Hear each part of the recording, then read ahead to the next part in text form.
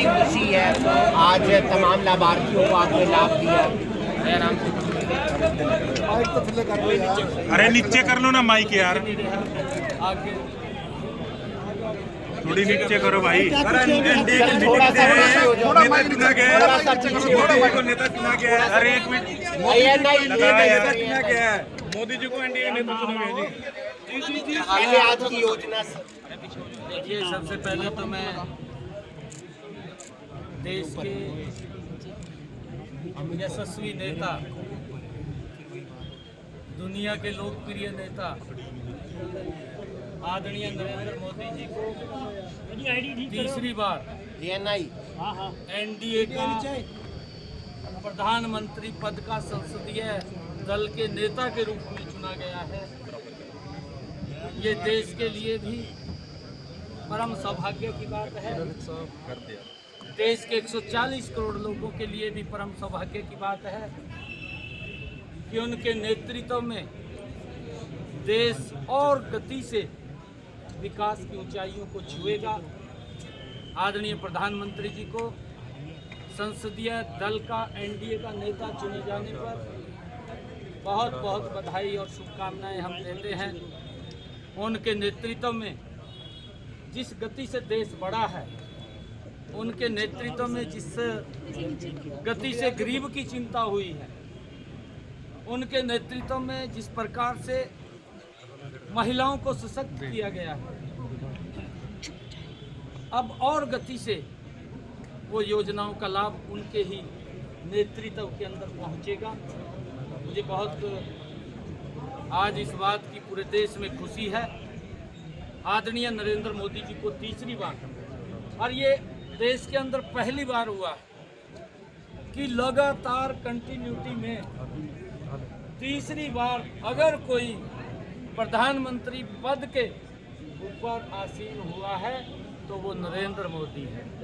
ये हमारे लिए बड़ी खुशी की बात है, जिसने ईमानदारी से देश को पिछले 10 वर्षों में आगे बढ़ाया है और जो उनका एक विजन है, जो उनकी सोच है, गरीब को कैसे सशक्त किया जाए, देश को कैसे आगे बढ़ाया जाए, दुनिया में भारत का सम्मान कैसे बढ़ाया जाए, देश की समस्याओं का समाधान करते हुए कैसे विकास की गति को तेज किया जाए, ये नरेंद्र मोदी जी के पास ही विजन है, सोच है, और उस सोच का पूरे देश को लाभ मिले। लखनऊ में लोग 8500 रुपये लेने पहुंच गए हैं। और आज मैं यहाँ पर एक ऐसी योजना जो गरीब की मजबूती के लिए लगातार हमारी ये डबल इंजन की सरकार गरीबों को सशक्त और मजबूत करने के लिए उन तक लाभ पहुंचाने का काम कर रही है।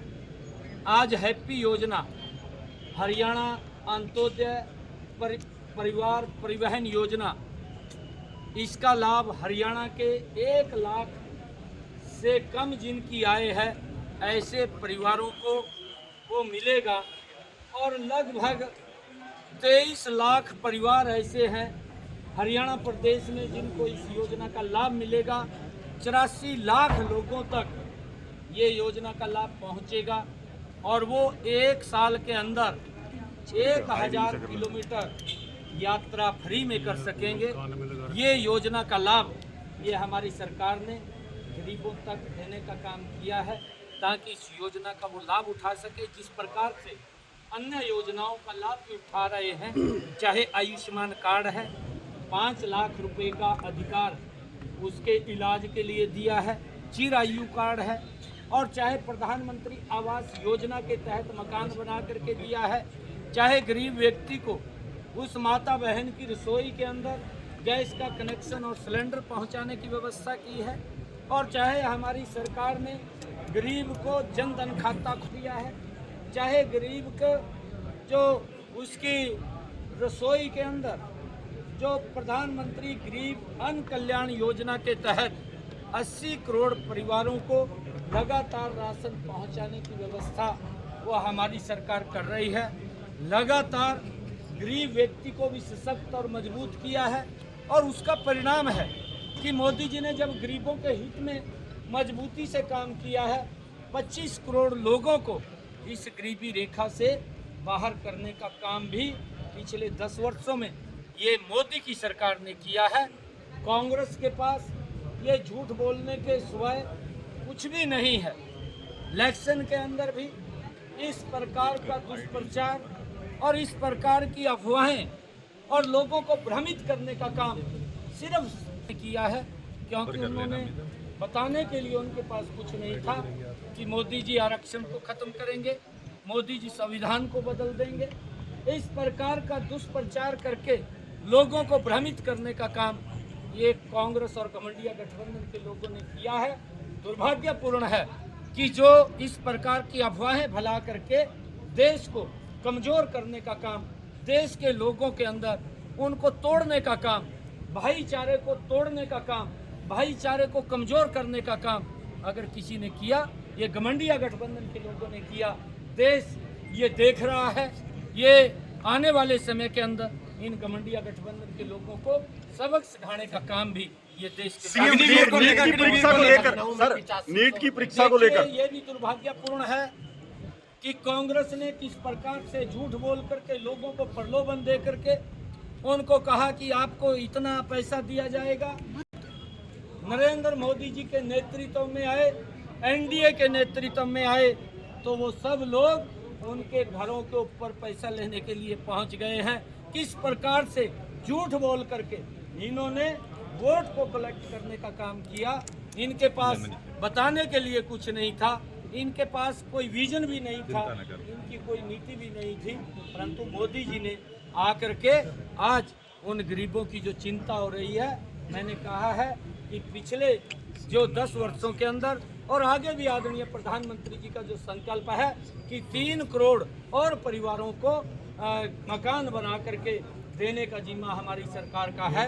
लगातार ये सरकार गरीबों की मजबूती के लिए काम करती रहेगी, परंतु ये दुर्भाग्यपूर्ण है कि घमंडिया गठबंधन या कांग्रेस के लोग झूठ का सहारा लेकर के गरीब लोगों को जीवन के साथ, उनके भावनाओं के साथ खेलने का काम जो खिलवाड़ किया है वो दुर्भाग्यपूर्ण है। उनको इसका खामियाजा सीएम साहब, नीट की परीक्षा को लेकर सवाल उठ रहे हैं। नीट की परीक्षा को लेकर सवाल उठ रहे हैं। नीट की परीक्षा हुई है उसको लेकर सवाल उठ रहे हैं। लाखों युवाओं का भविष्य इस पे अटका हुआ है। देखिए, अगर कोई इस प्रकार का सरकार ट्रांसपेरेंसी काम करती है, कोई भी अगर इस ऐसे कार्यों के अंदर कोई विलुप्त होता है, उसके खिलाफ सख्त कार्रवाई सरकार लेती है। उसको आतिशी कह रही है कि हम सुप्रीम कोर्ट में जाएंगे कि हरियाणा पानी नहीं दे रहा है। देखिए, हम जितना पानी एग्रीमेंट के अनुसार जो माननीय कोर्ट ने तय किया था, उस पानी को जो पानी तय हुआ था उससे सोया पानी दिल्ली को देने का काम हमारी सरकार कर रही है। हम किसी के पानी को नहीं रोक रहे। ये घटिया स्तर की राजनीति इस ऐसे विषय के ऊपर करते हैं, परंतु उन्होंने भी स्वयं, अधिकारियों ने भी, जब अपर यमुना लिंक बोर्ड की बैठक हुई, उस बैठक के अंदर भी जब दिल्ली प्रदेश के अधिकारी थे, हरियाणा प्रदेश के भी अधिकारी थे, केंद्र सरकार के भी अधिकारी थे, उनके बीच में बैठ करके जब ये वार्तालाप हुई तो उन्होंने, दिल्ली के अधिकारियों ने भी इस बात को स्वीकार किया कि हरियाणा हमें पूरा पानी दे रहा है, परंतु हमारे पास ज़्यादा पानी नहीं है। हमने कहा था कि हमारे पास भी पानी की दिक्कत है, अगर हिमाचल कोई पानी देता है उस पानी को हम जरूर चेक करेंगे और चेक करके मनोहर कंगना रनौत के साथ जो हुआ